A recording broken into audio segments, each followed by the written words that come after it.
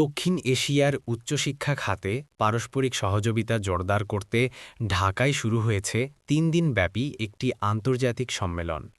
UGC নেটওয়ার্কের আওতায় আয়োজিত এই সম্মেলনের লক্ষ্য বিশ্ববিদ্যালয়ে সুশাসন নিশ্চিত করা, শিক্ষা ও গবেষণার মান উন্নয়ন এবং উচ্চশিক্ষা খাতে বিদ্যমান চ্যালেঞ্জগুলো চিহ্নিত করে সেগুলোর সমাধানে করণীয় নির্ধারণ করা।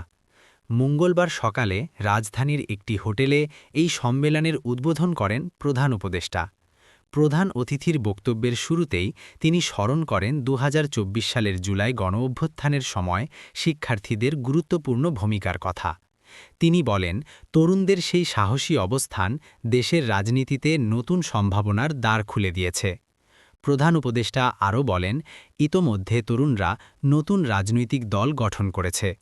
তিনি আশাবাদ ব্যক্ত করে বলেন, আসন্ন জাতীয় নির্বাচনে তরুণদের একটি বড় অংশ জনপ্রতিনিধি হিসেবে নির্বাচিত হবে।